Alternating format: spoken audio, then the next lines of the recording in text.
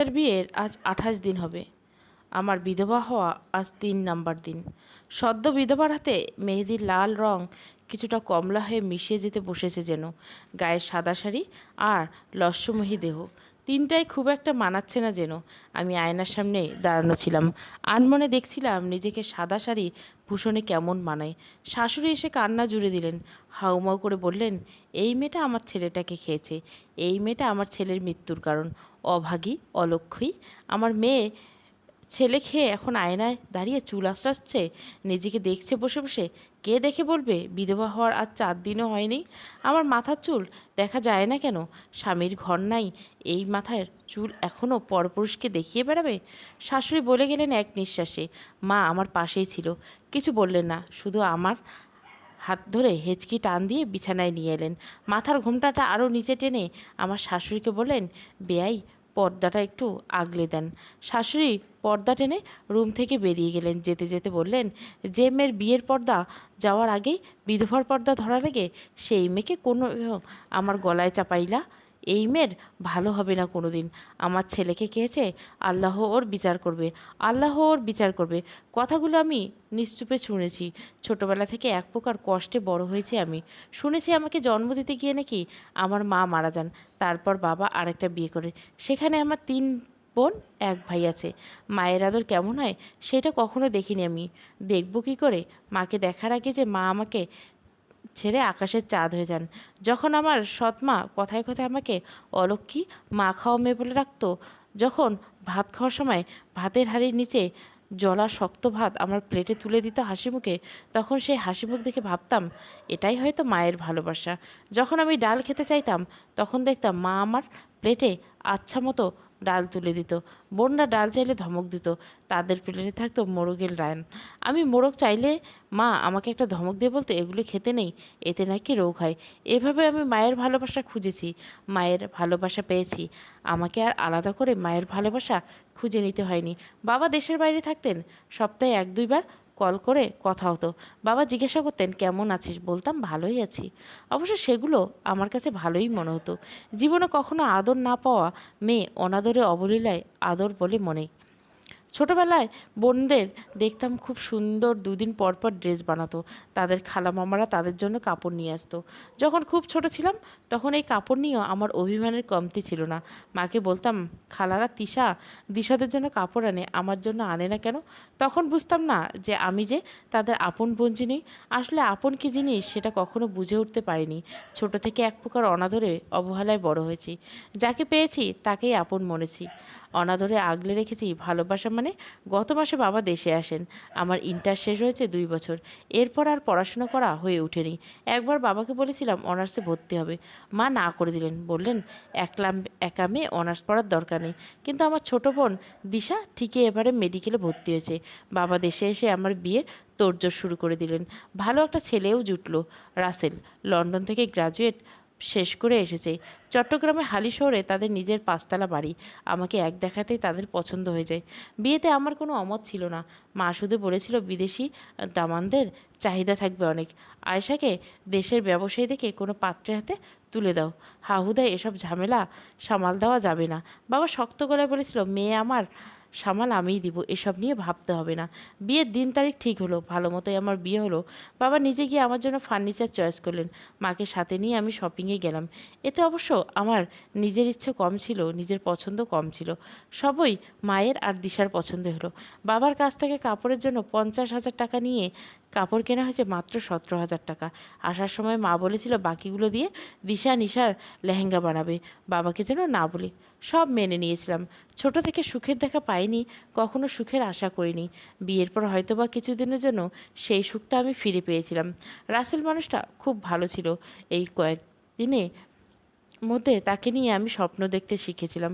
আগে কখনো স্বপ্ন দেখিনি। রাসেল আর চোখে আমাকে স্বপ্ন দেখিয়েছিল।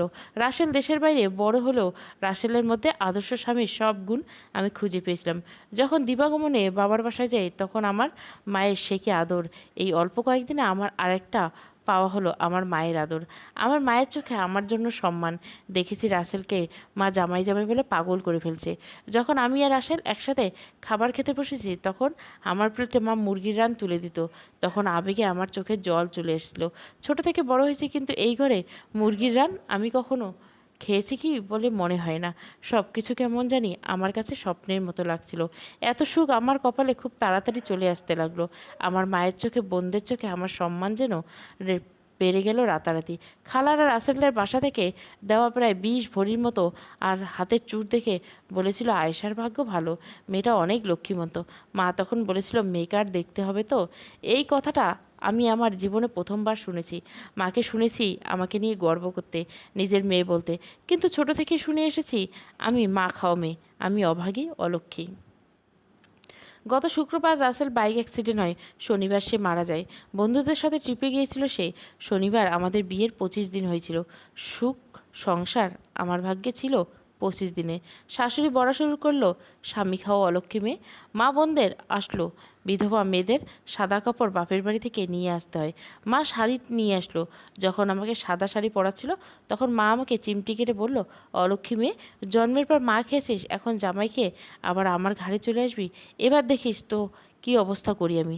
আনমনে চোখের জল ভেতরে রেখে ভাবতে লাগলাম, এই জীবনে আমারও সংসার ছিল, আমারও স্বামী ছিল, আমারও ঘর ছিল, গায়ে আমার লাল বেনারসি ছিল, নাকে নোলক ছিল। আজ 25 দিনে সব শেষ। আমার গায়ে নেই লাল বেনারসি, সাদা শাড়ির ভেতরে আমি আমার স্বামী খাওয়া অলক্ষ্মীর খেতাব জিতেছি। আমার হাতে মেহেন্দি আমাকে অভয় দিচ্ছে। এই মেহেন্দির রং বিধবা হাতে মানায় না। যত দ্রুত সম্ভব এই রং উঠে যাক। মা হেঁচকি টান দিয়ে বিছানায় টেনে এনে আমার কানে ফিসফিস করে আবারও বলল, জন্মের পর মা খেয়েছিস, বিয়ের পর জামাই। মায়ের এই কথাটা যেন আমার কানে বিঁধে গেল এক্কেবারে। কী করব বুঝে উঠতে পারছিলাম না। বারবার হাতের মেহেন্দির দিকে তাকাচ্ছিলাম, অপলক চোখ বিঁধে কান্না যেন আসতে চাইছিল না। আমার সৎ বোন দিশা মাকে বলল, এই আপদকে কি এখন বাড়ি নিয়ে যাবো আবার? কি করার আছে, অলক্ষ্মী মেয়েকে কেউ রাখবে এখানে? জানি না আমার ঘরে ফিরে গিয়ে আবার আমার ঘরকে নরক করে দিবে কিনা। দিশা আর চোখে আমার দিকে তাকালো। সেই চাওয়ার মধ্যে ছিল এক জীবনের সম্পূর্ণ ঘৃণা, তাচ্ছিল্য মিশে। রুমের বাইরে থেকে আমার ননদের কান্নাকাটির আওয়াজ আমার কানে আসছিল, আর সাথে সাথে ভেসে উঠছিল আমাকে নিয়ে অশ্রাব্য কিছু গালি। একটা মেয়ে হয়ে এমন কথা আমি মুখেও আনতে পারবো না, অথচ তিনি কি সুন্দর অবলীলায় বলে যাচ্ছেন। কেউ আমার ভেতরটা দেখতে পাচ্ছে না। আমি নিজের সাথে নিজেকে কেমন করে মানিয়ে বসে আছি এখানে কেউ বুঝতে পারছে না। একটা সদ্য বিয়ে করা মেয়ের জীবনে সদ্য লাল বেনারসি খুলে স্বামীর নামে সাদা শাড়ি পরার কি যন্ত্রণা, সেই যন্ত্রণাটুকু আমি ছাড়া আর কেউ ঘুণাক করে টের পাবে না।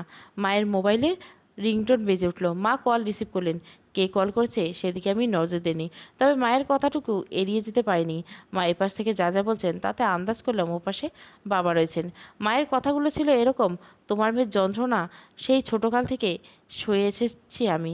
এখন যা একটু বিয়ে দিয়ে আপদ দূর করলাম, তাও সে তাদের ছেলে খেয়ে বসলো। তোমার আপদকে কি আবার আমার ঘরে নিয়ে যাব? ওপাশ থেকে বাবা কি বললো বুঝতে পারলাম না। মা আমার কানে ফোন এনে ধরে বলল, কথা বলো তোমার বাবার সাথে। ফোনের ওপাশ থেকে বাবা জিজ্ঞাসা করলো, মারে কেমন আছিস?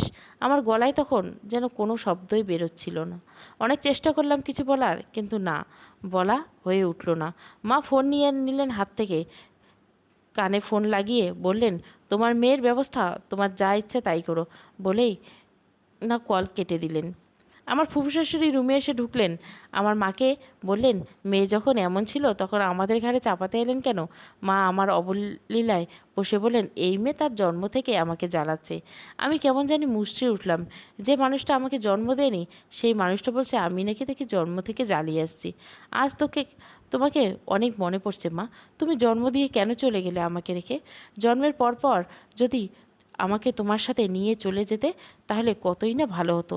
তোমার মেয়ে এই পৃথিবীর বেড়াজালে একা একা ভালো নেই। জন্মের পর থেকে ভালো থাকা কী জিনিস সেটা কখনো বুঝতেই শিখে নেই তোমার মেয়ে। ফুফু শ্বশুর আমাকে বললেন, কাল রাফি মারা যাওয়ার 4 দিন হয়ে যাবে, আপনার মেয়েকে কি করবেন এখন? মা এক বাক্যে বললেন, কি করব? আমার মেয়ে আবার কি, ও আপনার ঘরে বউ, আপনারা যা করার তাই করবেন। আর যদি ওকে নিয়েই যেতে হয় আমার সাথে, তাহলে ওর কাবিনের যে 15 লাখ টাকা ছিল ওগুলো দিয়ে দেন, হিসাব শেষ। আমার ননদ রুমে ঢুকলো এমন সময়। আমার দিকে তাকিয়ে সে বলল, ছি ভাবি, আমার ভাই মারা যাওয়ার 4 দিনও হলো না আর তুমি কাবিনের টাকা চাচ্ছ? এই তাহলে বিয়ের মতো একটা পবিত্র সম্পর্ক শেষ? এই দিনও আজ আমাদের দেখতে হলো? আমার শাশুড়ি হাউমাউ করে কান্না করতে করতে এসে বললেন, এই ডাইনি, আমার মেয়ে আমার ছেলে খেয়েছে, এখন সে কাবিনের টাকা চাই। এমন মেয়ে যেন আল্লাহ আমার শত্রুর ঘরেও জন্ম না দেয়। আমি আমার সাদা শাড়ির আঁচল টেনে এনে চুপ করে দেওয়ালে হেলান দিয়ে আমার ননদ আমার বাঁ হাতের কবজি টান মেরে বলল, কি কোনো কথা বলছো না যে? আমি আর নিজেকে সামলাতে পারলাম না। এতক্ষণে চাপা কান্না যেন ফেটে বেরিয়ে আসলো সবার সামনে। চিৎকার করে বলতে লাগলাম, আমার টাকা চাই না, আমার কাবিনের কোনো দাবি নেই। যে মানুষটা এই 25টা দিন আমাকে আমার জীবনে সবচেয়ে সুন্দর মুহূর্ত উপহার দিচ্ছে, যে মানুষটা আমাকে নতুন করে বাঁচার স্বপ্ন দেখেছে, সেই মানুষটার উপর আমার কোনো দাবি নেই, আমার কোনো দাবি নেই, আমার কোনো দাবি নেই। আমার কান্না শেষ হওয়ার আগে আমার বোন দিশা আমার মাকে বলে, দেখেছো মা, ও কি বলছে? মা আমার হাত টেনে তার মুখের দিকে ফিরিয়ে আমাকে বলল, তোকে কে খাওয়াবে বাকি জীবন? কে রাখবে তোকে? নাকি আবার আমার ঘাড়ের উপর চাপার ফোন দিয়ে আসছিস? আমাকে কেউ খাওয়ানোর লাগবে না। কেউ খাওয়ানোর লাগবে না মানে? তোর মতো অবাকা মেয়েকে আমি কি আবার টাকা খরচ করে বিয়ে দিব? তোকে কি আর কেউ নিবে বউ করে? বাকি জীবনটা তো আমার ঘাড়ের উপরে কাটাতে হবে। তাহলে কিসের তো দেমাক? মায়ের কথাগুলো শুনে আমি আর নিজেকে শান্ত রাখতে পারলাম না। গড়গড় করে বললাম, দুমুঠো ভাত আর ডালের উপর দিয়ে খাওয়ানো খাওয়ানো বলে? ঈদ আসলে সস্তা দামের ড্রেস দেওয়াকে পরানো বলে? পড়তে চাইলে অনার্সে ভর্তি না করানোকে পড়ানো বলে? রাতের পর রাত, দিনের পর দিন নিজের ঘরে নিজে কাজ করতে করতে অসুস্থ হয়ে যাওয়া থাকা বলে? দিনের পর দিন ছোট ছোট বোনদের মুখে হাসি ঠাট্টার মানুষ হয়ে থাকা আর আপনার দাসী হয়ে থাকাকে জীবন বলে? আদর অনাদর, আশা ভরসা, স্বপ্ন সব কিছু বিসর্জন দিয়ে একা একা বেঁচে থাকা কি বেঁচে থাকা বলে? জীবনে এতটা বছর আমি বেঁচেছিলাম এসব নিয়ে তো মা, তাই না? আমার এক নাগাড়ে বলা কথাগুলো শেষ হওয়ার আগে মা আমাকে জোরে একটা থাপ্পড় দিল আমার গালে। আমি যেন নিস্তেজ হয়ে উঠলাম তখন। আমার শব্দ করা কান্না কেমন জানি চুপসে গেল। মা জোর গলায় আমার ফুফু শাশুড়িকে বলেন, ওর কাবিনের 15 লাখ টাকা না দেওয়ার আগে ওকে নিয়ে আমরা যাচ্ছি না। ছেলে যখন আপনাদের নেই, এখন ছেলের উপর থাকা আমার মেয়ের দাবি আপনাদের উপর। আপনারা সেই দাবি না রাখলে আমি কোর্ট পর্যন্ত যাব। আমার শাশুড়ি আমার মাকে বলেন, ও আপনার নিজের মেয়ে নাকি? ওর হয়ে যে কাবিন কাবিন করছেন? নিজের মেয়ে না হোক, ওর মা হয়ে তো আমার দায়িত্ব আছে কিছু, তাই না? এইসব মা কাকে বলে? কল করলেন ফোন বের করে। আমার সামনে দাঁড়ানো সবাই স্পষ্ট শুনতে পেলাম মা বলছেন, কালাম, ড্রাইভারকে ট্রাক আর 3টা লেবার সহ আগামীকাল পাঠিয়ে দিস। আগামীকাল সকাল সকাল ফার্নিচারগুলো সব বাড়িতে নিয়ে যাব। এখানে যখন ওর সংসারই ঠিক হলো না, তখন ফার্নিচার থেকে কি লাভ? আমার শাশুড়ি আমার মায়ের হাতে আমার কাবিনের টাকার একটা চেক এনে দিলেন। আমি রুমে বসাইছিলাম। আমার মা চিৎকার চেঁচামেচি শুরু করলেন, হুঙ্কার ছেড়ে বললেন, কাবিনের কত টাকা ছিল আর আপনারা দিচ্ছেন কত লাখ? শাশুড়ি বললেন, 2 লাখ টাকা এখন দিচ্ছি, বাকিগুলো দিয়ে দিবে আস্তে আস্তে। তারপর শাশুড়ি আমার সামনে এসে প্রথমে মিনমিন করে কিছু যেন বললেন, তারপর আমার হাত টেনে তার হাতের উপর নিয়ে বলেন, আয়শা, তোমার কাবিনের টাকা সব আমরা শোধ করব। আমাদের ছেলে তো আর বেঁচে নেই, তোমার ওপর আমাদের আর কোনো অধিকার নেই।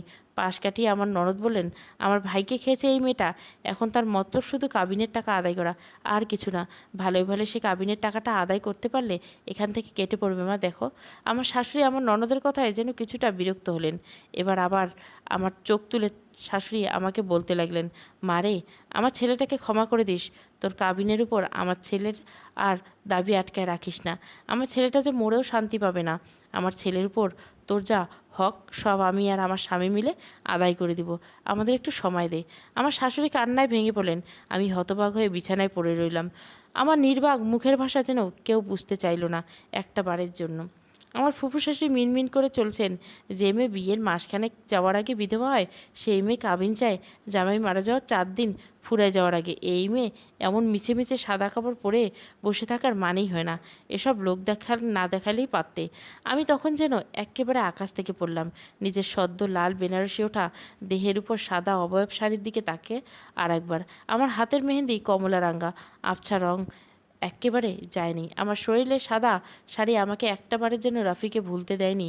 সেই আমাকে কত কথা শুনতে হচ্ছে। আল্লাহ, এই দুনিয়ায় আমি একমাত্র অভাগী, যার কোনো কুল নেই, যার কোনো কথার দাম নেই। শাশুড়ির রুম থেকে বের হবার আগে পিছন থেকে আমার মা ডাক দিলেন তাকে। ডেকে বললেন, যাচ্ছেন কোথায়? পাওনা এখনও আদায় হয়নি। আপনি কি ভেবেছেন আপনার টাকা আমি আদায় না করে এই বাড়ি থেকে মেয়ে নিয়ে বিদায় হব? আমি কি বলছি আপনাকে মেয়ে নিয়ে চলে যেতে বেন? আমার ছেলের মরার 4 দিনও পূর্ণ হয়নি।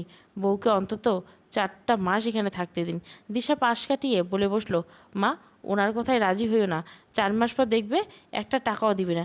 তার চেয়ে বরং তুমি আপুর পুরো কাবিনের 15 লাখ টাকা এক্ষুনি আদায় করার ব্যবস্থা করো, নাহলে পরে দেখবা একটা টাকাও তুমি পাবা না। আমি আগেই বলে দিচ্ছি তোমাকে, বুঝলা? দিশা আর মায়ের কথা শুনে আমি আর চুপ থাকতে পারলাম না। আমি বলে বসলাম, আমার কাবিনের টাকা চাই না, আমার 1 টাকারও দরকার নেই। আমি যাকে বিয়ে করছি সে আমাকে তার সংসারে একদিনের জন্য কোনো অভাব বুঝতে দেয়নি।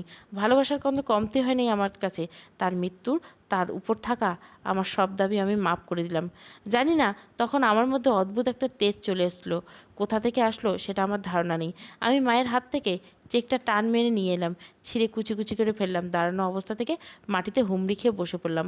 আমার সাদা শাড়ির কুচি দুইটা খুলে জট পাকিয়ে বসলো। আমার চোখ দিয়ে অশ্রুজল গড়িয়ে পড়লো তখন মাটিতে। মা আমাকে কিছুটা লাথির মতো করে পা দিয়ে ঠেলে বললেন, তোর কি মাথা খারাপ হয়ে গেছে আয়েশা? তুই কি এখানে বসে ছাড়বি? আরও 2টা বোন আছে, এদের কি হবে? এদের কথা তুই একটিবারের জন্য ভাববি না? আমার মায়ের কথা শেষ হওয়ার আগে আমার ফুফু শ্বশুর বলতে লাগলেন, এসব নাটক করছো কেন মেয়ে? তোমার মা তোমার কাবিনের টাকা চাইছে, তোমার দাম চাইছে, আর তুমি এসব নাটক দেখাচ্ছ কি? পরে তো আবার কোর্টে গিয়ে নির্যাতনের মামলা করে 15 লাখের জায়গায় 30 লাখ টাকা নিবা। মার থেকে দেখছি মেয়ে আরও 2 ধাপ এগিয়ে। ফুফু শ্বশুরের কথা শুনে আমি দাঁড়ালাম, শাড়ির কুচি ঠিক না করে এঁটে দিলাম ভেতরে। রফির ফুপুর সামনে এসে আমার সাদা শাড়ির আঁচল টেনে এনে ওনাকে দেখিয়ে বললাম, ভিক্ষা চাইছি আপনার কাছে, এটুকু অন্ততপক্ষে আমাকে দিন। আমি সম্মান চাইছি আপনার কাছে, এটুকু অন্তত দিন। আমি কিছু চাই না, কিচ্ছু চাই না। আর যে রাফির নামে সাথে নিজের নাম জড়িয়েছে সেই রাফি মারা যাওয়ার আর 4 দিনও হয়নি, আর আপনারা সবাই এভাবে উঠে পড়ে লেগেছেন আমার সাথে। আপনারা তো মেয়ে আছে, আল্লাহ না করুক যদি তার স্বামীর কিছু হয়। আমার কথা শেষ হওয়ার আগেই আমার ফুফু শেষে আমার গেলে ঠাস করে একটা থাপ্পড় দিয়ে বলেন, জামাই খাওয়া অলক্ষী মেয়ে, মুখ সামলে কথা বলো, যা মুখে আসবে তাই বলে। আমি মুখ তোলার আগে আমার মা ওপাশ থেকে এসে আমাকে একটা থাপ্পড় বসিয়ে দিল গালে। দিশা আমার হাত টেনে আমাকে বিছানায় বসালো। আমার কানে কানে দিশা বলল, 15 লাখ টাকা কি তোমার জীবনে চলে যাবে? আর মনে রেখো, যদি কাবিনের টাকা নিতে অস্বীকার করো তাহলে এই জন্মে আর আমাদের বাসায় যেও না আপত হয়ে। আমার মা তোমার মতো অলক্ষীকে ভাত কাপড় দিয়ে এভাবে পুষতে পারবে না। আমি চুপ করে রইলাম। আবার কিছুক্ষণ পর দেখলাম আমার সৎ মায়ের 2 ভাই এসে হাজির বাসায়। কথাবার্তা শুনে বুঝলাম কিছুক্ষণের বাসায় সবাই বসতে চলেছে আমার কাবিনের টাকা নিয়ে। ড্রয়িং রুমে, আমার রুমের সামনে আমাকে রুমে বসিয়ে মা, দিশা আর মামারা ড্রয়িং রুমে চলে গেলেন। আমি রুমে বসা থেকে যা শুনতে পেলাম সেখানে কি কথা হচ্ছে। আমার মা একচেটিয়ে বলে যাচ্ছেন, যে করে হোক কাবিনের টাকাটা দিতে হবে সম্পূর্ণ, কোনো রাগঢাক রাখা যাবে না। মায়ের এক কথা, এই টাকা 1 টাকাও বাকি রাখবেন না, তাহলে এই মামলা কোর্ট পর্যন্ত করবে। কথা প্রসঙ্গে আমার ননদ বলতে শুনলাম, আয়েশার স্বর্ণের গহনা বাবদ 20 ভরি টাকা কাটিয়ে দিলে কয় লাখ টাকা বাকি থাকে। মা আবার কিছুটা উচ্চেজিত হয়ে বললেন, মা বললেন, স্বর্ণের গহনার টাকা কাটানো মানে? ওগুলো তো কাবিনের উপহার হিসেবে তোলা ছিল, কাবিনের টাকার সাথে গহনার কর্তন হবে এমনটা তো উল্লেখ ছিল না। আর যেহেতু ওগুলো উপহার হিসেবে দিয়েছে, তখন ওগুলোর টাকা কাটানোর কথা উঠছে কেন? আপনারা আপনার মেয়ের কাবিন বাবদ 15 লাখ টাকা নগদ দিবেন, আর 20 ভরি স্বর্ণ আমরা মেয়েকে আপনার ছেলের উপহার হিসেবে দিয়েছি, সেই হিসাবে স্বর্ণগুলি ওর। আর এখানে মিটমাট বা তালাক তো হচ্ছে না। আপনার বারবার একটা কথা বুঝছেন না কেন? আমি রুমে বসে শুনতে পেলাম মামা ভরাট গলায় বললেন, আপনারা আজ বিকালের ভেতরে আমার ভাগ্নির কাবিনের টাকা ম্যানেজ করুন। পুরো টাকা না দিলে আমি দেখে নিচ্ছি আপনারা ঠিক কী ভাবেন। আপনাদের আমি জেলের ভাত না খাইয়ে আর মামলার জালে না ফেলে এই বাড়িটাও আমার ভাগ্নির নামে না করেছি, তাহলে দেখে নিয়েন আমার নামও ইলিয়াস না। দেখো দেখো মেয়ের কাণ্ড, বিধবা মেয়ে এসে সবার সামনে এলো কীভাবে? এই মেয়ে, তোমার কি কোনো লাজ লজ্জা নাই? তোমার মা কাবিনের টাকা চায়, আর তুমি এখানে এসে বিধবার আদব ভাঙতে উঠে পড়ে লেগেছ। ননদ বলল, যে মেয়ে জামাই মরা 4 দিনের মাথায় কাবিনের টাকা ছাড়া ঘর ছাড়বে না বলে, সেই মেয়ের কাছে আপনি আদব আশা করেন ফুপু? আপনি না কখন কী যে চেয়ে বসেন। আমার মা আর দিশা বোন একসাথে বললেন, এসব আদব টাদব আমরা বুঝি না। আমাদের মেয়ের কাবিনের 15 লাখ টাকা আপনাদের যে করে হোক আদায় করে দিতে হবে, নাহলে আমি আমার মেয়েকে নিয়ে এই বাড়ি থেকে এক চুলো নড়ছি না। এবার আর আমি আমার বাদ আটকিয়ে রাখতে পারলাম না। আমি কিছুটা বেয়াদবের মতো সবার সামনে নিজের মাথার ঘোমটা আরেকটু নিচে টেনে এনে মাকে বললাম, তুমি আমার মেয়ে বলছো কাকে? আমি তোমার মেয়ে, তুমি কি আমায় পেটে ধরেছো? মা হওয়ার জন্য কী করতে হয় তা কি কখনো অনুধাবন করছো? আমার কথা পুরোপুরি শেষ হওয়ার আগে মা বলল, দেখো দেখো মেয়ের কথা, কি বলেছে এসব? আরে তোকে পেটে ধরে নাই, কিন্তু খাইয়ে পড়িয়ে বড় করেছি তো। আমি রুমে চলে এলাম এই মুহূর্তে। আলমারি খুলে আমার বিয়ের দেওয়া রাফির বাড়ি থেকে 20 ভরি ওজনের স্বর্ণের হার, আমার বালা আর আমার মায়ের রেখে যাওয়া পুরাতন সনাতনী স্বর্ণের চেয়ে বের করলাম। ড্রয়িং রুমে নিয়ে সবার সামনে এগুলো আমার মায়ের হাতে ধরিয়ে বললাম, আমাকে এই জীবনে যা যা খাইয়েছেন তার দাম তো আমার বাবা দিচ্ছেন, কিন্তু যা যা আদর যত্ন করেছেন তার দাম অন্তত এই স্বর্ণের গহনা বেচে পুষিয়ে নিন। তুমি নিজেকে আমার মা দাবি করতে তোমার এইটুকু বাচ্ছে না? সদ্য বিধবা একটা মেয়ের চোখের জল শুকিয়ে পাথর হয়ে যাওয়া তোমাকে ভাবাচ্ছে না? আজ যদি তোমার দিশার সাথে এমন কিছু হতো, তাহলে তুমি কি এভাবে এমন মুহূর্ত বানিয়ে নিতে পারতে? তুমি আমার স্বামী মারা যাওয়ার 4 দিন হওয়ার আগে আমার কাবিনের টাকা চাচ্ছ, তাও আমার আপত্তি থাকার পরেও। আমি কি একটা বারের জন্য চেয়েছি যে আমাকে কাবিনের টাকা দাও? আমি কি আমার শ্বশুরবাড়ির উপর দাবি এনে বলেছি যে আমার কাবিনের টাকা দেওয়ার আগ পর্যন্ত আমি এই বাড়ি ছেড়ে যাব না? এই বাড়ি ছেড়ে যাওয়ার কথা কি আমি একটি বারের জন্য মুখে এনেছি? ও, তাহলে এখন এই বাড়িকে হাতিয়ে নিতে চাইছে বুঝি? কাবিনের টাকায় তোমার পোষাবে না নিশ্চয়? কথাটি বললেন আমার ফুফু শাশুড়ি। অনেকক্ষণ চুপ থাকার পর মনে হলো সেখান থেকে চুপ থাকাটা আমার মানাবে না। আমি আর চুপ থাকতে পারলাম না। নিজের জীবনের এমন মুহূর্ত আসবে আমি কল্পনাও করতে পারিনি। আমি ফুফু শাশুড়ির দিকে মুখ ঘুরিয়ে বললাম, খোদার কসম ফুপু, আমার এই সাদা শাড়ির সম্মান রফির স্ত্রী হিসেবে সম্মান পাওয়া ছাড়া আমি আর কোনো কিছুই চাই না আপনাদের থেকে। আপনাদের ছেলে এই 25 দিনে আমাকে যা যা দিয়েছে তার কাছে আমি জন্মের কৃতজ্ঞ। আমাকে আমার স্বামীর মান ইজ্জত রক্ষা করে চলতে হবে। আমি এসব চাই না। আমার কোনো লোভ ইচ্ছে দাবি কিছুই নেই আপনাদের উপর। আমি এই বাড়ি থেকে চলে যাই, আর তারপরে আমি কিছুটা নিব না আপনাদের থেকে, কিচ্ছু না। ও, তাহলে তুমি আবার আমার ঘাড়ে চাপবি? তোকে আর নিচ্ছি না, এই জন্মে মনে রাখিস।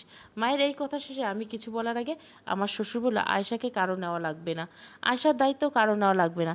আমি যতদিন বেঁচে আছি আয়েশা আমার ঘরে থাকবে, আমার সাথে থাকবে। আমার ছেলে নেই এখানে, ছেলের সব দায়িত্ব বাবা হিসাবে আমাকেই পালন করতে হবে। আমি আয়েশার ভরণ পোষণের দায়িত্ব নিলাম, আপনাদের কাউকে আয়েশা দায়িত্ব নিতে হবে না।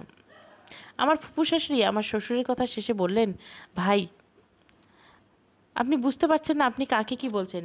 আপনার এহেন সিদ্ধান্তের জন্য গোটা পরিবার সাফার করতে হবে একদিন। যে মেয়ে তার জামাই মরার সাথে সাথে কাবিনের দাবি তুলে, সে মেয়ে ভবিষ্যতে কী না কী করবে তা আপনার ধারণা নেই ভাই। ড্রয়িং রুমে বসা সবার সামনে আমি ফুফু শাশুড়ির মুখের উপর বললাম, আমি কি একবারের জন্য দাবি করছি যে আমাকে দিতেই হবে, এই দিতেই হবে? আপনারা কেন বুঝতে পারছেন না আমি আমার স্বামীকে হারিয়েছি? আমার স্বামীকে, সদ্য বিয়ে হওয়ার মেয়ের স্বামী হারানোর যন্ত্রণা কাকে বলে সেটা আপনাদের বোঝাতে আমি আসিনি। তবু আমাকে মুক্তি দিন, আমি এই দায় নিতে পারছি না, আর পারছি না। আমি কান্নায় ভেঙে পড়লাম। আমার শ্বশুর আমার পাশে এসে দাঁড়ালেন, আমার কাঁধে হাত রেখে বললেন, মারে, আমি তোর যন্ত্রণার ভাগিদার হতে পারলাম না। একজন বাবা হয়ে ছেলের লাশ কাঁধে নেওয়া চাইতে ভার দুনিয়ার আর কিছু নাই রে মা। যে ছেলেকে আমি এতদিন খাইয়ে পরিয়ে বড় করলাম, আর সেই ছেলে আমাদের একা ফেলে চলে গেল রে মা। তোর কাছে আজ আমি বড্ড অপরাধী। তোর এই মুহূর্তে আমি পারছি না তোর পাশে থাকতে, তোকে ছাড়তেও পারছি না। তোকে আমাদের এই সমাজের রীতি থেকে মুক্তি দিতে আমি ব্যর্থ। আমাকে ক্ষমা করিস মা। আমার শ্বশুর যেন বাচ্চাদের মতো কান্নায় ডুবে গেল।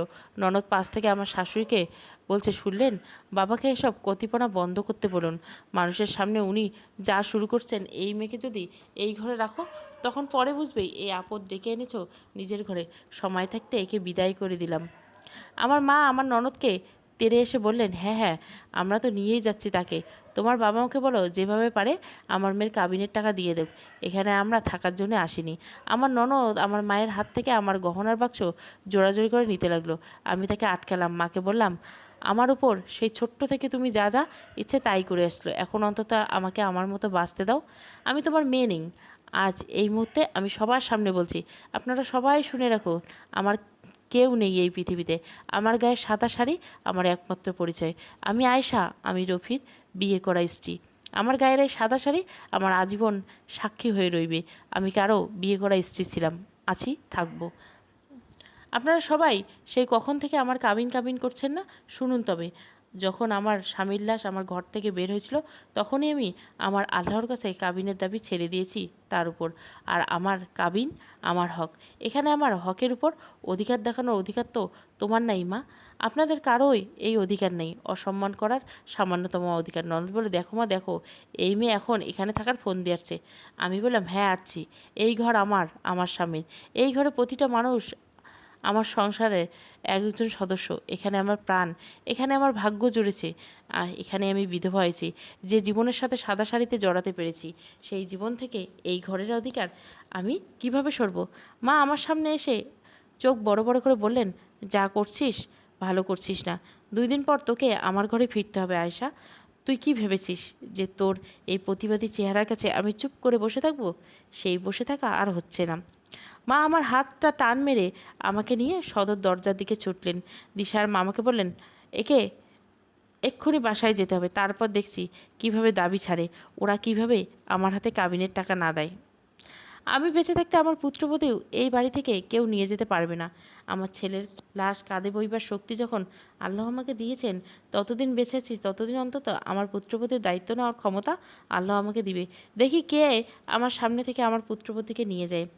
মা আমাকে টেনে নিয়ে যাওয়ার সময় পেছন থেকে আমার শ্বশুর এই কথাগুলো বললেন। আমার মা যেন আমার শ্বশুরের কোনো কথাই শুনতে পেলেন না। উনি আর একটা টান মেরে আমাকে বাইরের দিকে চলতে লাগলেন। আমার শরীরে অজানা একটা তেজ মুহূর্তে জ্বলে উঠল। আমি সম্বিত জ্ঞান ফিরে পেলাম। জানি না আমার সাথে কোনো এক অদ্ভুত পরিবর্তন ঘটল। আমি আমার মায়ের হাত ছেড়ে আমার হাত ছাড়িয়ে দ্রুত পায়ে এসে আমার শ্বশুরের পিছনে দাঁড়ালাম। আমার ননদ আবারও বলল, মেয়ের কাণ্ড দেখেছ? এখন বাবাকে হাত করিয়ে বাসার সম্পত্তি ভাগ বসাতে এসছে।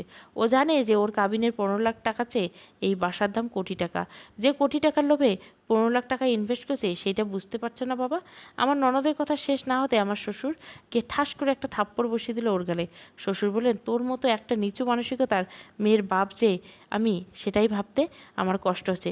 জীবনে মাস্টারি করে কত শত ছাত্র মানুষ করলাম, কিন্তু নিজের মেয়েকে মানুষ করতে পারলাম না। আজ যদি আল্লাহ না করুক তোর সাথে এমন কিছু হতো, তাহলে আমি বাবা হিসেবে কি করতাম তোর সাথে? আর তুই নিজে একটা মেয়ে হয়ে আর একটা মেয়ের ব্যাপারে এমন কথা বলছিস? তোর কি নিজের কোনো লজ্জা শরম বাচ্ছে না? এই ছোট মেয়েটা, যার বয়স তোর থেকে কম, সেই মেয়েটা আজ সাদা শাড়ির সাথে লড়াই করে বেঁচে আছে। তোর ভাই তো আল্লাহর ডাকে সাড়া দিয়ে চলে গেল। বাকি রইল কে? তোর ওই বুড়ো মা বাপ আর কে? আর ওর অভাগা স্ত্রী, যে কিনা স্বপ্ন দেখছিল বিয়ে করে সংসার করবে বলে। সেই স্বপ্ন আল্লাহ খুশি হয়ে গেল।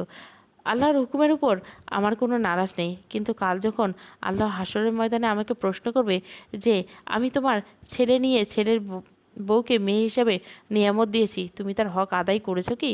আমি তখন কি জবাব দেব? কি বলবো আল্লাহকে? বল আমাকে। এই মেয়ের দিকে তাকাও একটাবার। ওর চোখের জলের চাইতে ভারী কিছু কি এই দুনিয়াতে আছে নাকি নাই? এসব বুঝবে কীভাবে? এসব বোঝার জন্য মানুষকে তৈরি হতে হয় নিজ থেকে। আমি তোকে সেই রকম বানাতে পারলাম না। আমার অভাগা বাপ জন্ম আজ নিরর্থক পুরোপুরি। ভাই, আপনি ওকে পুরোপুরি ভুল বুঝছেন, পুরোপুরি। থাক, আমাদের পরিবারের কথায় তোর কথা না বললেও চলবে। তুই তো একটা মেয়ে, রফির বড় ফুপু। তোকে তো আমার ছেলে কম সম্মান করতো না। আজ যখন সেই নেই, তখন তার রেখে যাওয়া স্ত্রীর উপর তোর দায়িত্ব ছিল না? সেই দায়িত্ব পালন করছিস। তুই আমার বোন, এটা ভাবতে আমার কষ্ট হয়। আমার বোনের আগে তুই নিজেও একটা মেয়ে, একটা মা, একটা শাশুড়ি, একটা দাদি। তুই কি একটাবারের জন্য কষ্টটুকু বোঝার চেষ্টা করছিস? ভুলে গিয়েছিস আমাদের বাবা আমাদের ছোট রেখেই মারা গিয়েছিল। আমাদের মায়ের কষ্টের সংগ্রামের কথাগুলি কি আজ আর তোর মনে আছে? আরে থাকবে কীভাবে? আজ আমেরিকার আরিশনে বসে বসে সেসব দিন স্মরণ করার আর সময় কই? স্মরণ করাও লাগবে না। হঠাৎ করে আমার শ্বশুরের বুকে ব্যথা হওয়া শুরু করলো। আমি পাশেই দাঁড়ানো ছিলাম। আমার শ্বশুর কিছুটা হেলে পড়লেন আমার উপর। আমি ধরলাম ওনাকে। ননদ ফুফু শাশুড়ি আমার শ্বশুরকে ধরতে আসলে আমার শ্বশুর বললেন, থাক, আমাকে ধরতে হবে না। বুড়ো হয়েছে, কিন্তু কথার জোর আর মনের জোর এখনও হাজার লোককে আমি একাই সামলানোর শক্তি আছে আমার। আমি আমার পেছন ভুলে যাইনি। আমি আমার মায়ের সংগ্রাম ভুলে যাইনি। আর রফির মা, তুমি নিশ্চয় আমার কষ্ট, আমাদের কষ্ট ভুলে যাওনি। সামান্য বেতনের শিক্ষকতা ঘর চালাতে হিমশিম খেতে ওঠা লোকের বউ হয়ে এসেছিলে। তাহলে আজ কেন অন্য একটা মেয়ের কষ্ট বুঝতে পারছো না? কেন? আমি কি এতটাই ব্যর্থ যে আমি সারা জীবন মানুষকে মানুষ হওয়া শিখালাম, আর সেই আমি আমার ঘরে কাউকে মানুষ করতে পারলাম না? শ্বশুর আমার মাথায় হাত রাখলেন। তারপর পিছন ফিরে আমার মা আর বোনকে বলবেন, মেহরবানি করে আপনারা এখান থেকে চলে যান। সম্পর্কে আপনারা আমার বেয়াই বাড়ির কুটুম। এখানে আপনারা আমি ইজ্জত দিচ্ছি, কিন্তু যদি এর চেয়ে বেশি একটু বাড়াবাড়ি করেন, তাহলে আমি আমার সীমা অতিক্রম করতে বাধ্য হব। মা তেরে এসে বললেন, কী করবেন আপনি, কী করবেন? আপনারা এই কথার খেলে আয়েশা ভুলতে পারে, আমি না। আপনি কি করবেন? হুমকি দিচ্ছেন? যদি মনে করেন হুমকি, তাহলে হুমকি। আমি কি করতে পারি না, কি করব তার সম্পর্কে আপনার বিন্দুমাত্র ধারণা নেই। শাশুড়ি তারপর হেঁটে গিয়ে আমার বোন দিশার হাত থেকে আমার স্বর্ণের বাক্সগুলো নিলেন নিজের হাতে। তারপর গয়নার বাক্স আমার হাতে দিয়ে বললেন, এগুলো আলমারিতে তুলে রাখো। আমি অপলক দৃষ্টিতে আমার শ্বশুরের দিকে চেয়ে রইলাম। আমার মায়ের দিকে ফিরে আমার শ্বশুর বললেন, আপনারা এখানে দাঁড়িয়ে আছেন কেন? আপনাদের না বলেছি চলে যেতে? নাকি আপনাদের কানে যাচ্ছে না কথাগুলো? চলে যাব মানে? চলে যাব? এর আবার মানে আছে নাকি কিছু? চলে যাবেন বলছি মানে চলে যাবেন। আর আজ থেকে আমার মেয়ের সাথে আপনাদের কোনো সম্পর্ক নেই। আয়শা এতদিন আমার পুত্রবধূ বেশে এসেছিল, আজ থেকে সে আমার মেয়ের সম্মানে এই বাড়িতে থাকবে। এখানে ওর পূর্ণ হক আছে। আপনাদের আর ওর উপর কোনো অধিকার চাপানোর এখতিয়ার নেই। আমি মুখ খুললাম এতক্ষণে, মাকে বললাম, তুমি চলে যাও এখান থেকে, আর কখনোই এখানে এসিও না। আমি তোমাদের ঘরমুখ আর কোনো দিনই হব না। মা বলল, যখন খেতে পারবি না মরতে বসবি, তখন ঠিকই আবার এই মায়ের কথা মনে হবে। তখন যদি তুই বেয়ান, আমি এবার পুলিশ ডাকতে বাধ্য হব। আপনাকে সম্মান দিচ্ছি, কিন্তু এখন আপনাকে আমি জেলের ভাত খাইয়ে ছাড়বো। আমার আর সহ্য সীমা থাকছে না। মামা আমার মাকে টেনে নিয়ে যেন কানে কানে বলল, মা পেছন ফিরে বাসা থেকে বের হতে হতে বলেন, যাচ্ছি, কিন্তু যখন আসবো তখন এক্কেবারে মেয়ে আর কাবিন দুটোই নিয়ে যাব। মা, দিশা, মামা চলে গেল। পিছনে পড়ে রইল একটা বৈঠকখানা, থমথমে পরিবেশ। চারিপাশে পরিবারের লোকজন, এক পাশে ফুফু শাশুড়ি, তার পাশে শাশুড়ি, ননদ, আবার উল্টো পাশে মাঝখানে শ্বশুর, আর ওনার পিছনে ঘোমটা টেনে আমি নিস্তব্ধ হয়ে দাঁড়িয়ে আছি। শ্বশুর ইশারায় আমার ননদকে ডেকে বললেন, ওকে রুমে যাও। ননদ পিছন থেকে এসে আমার দুই বাহু ধরে রুমে নিয়ে আসলো। আসার পথে কানে কানে বলল, শক্ত হয়েছে কাবিনের টাকার উপস্থিতি দেওয়া যাবে না, এজন্য 2 দিন যেতে দাও, তারপর দেখো বাবা তোমাকে কেমন করে এই ঘর থেকে বের করে। এতক্ষণ কি ভেবেছিলে হুট করে কেন বাবাকে তোমাকে নিজের মেয়ে বলছে? মেয়ের জায়গা কি আর পুত্রবধূ নিতে পারে? এখন দেখো সামনে কি হয়। সংসার, প্রথম পর্ব। ভালো লাগে কন্টিনিউ করব।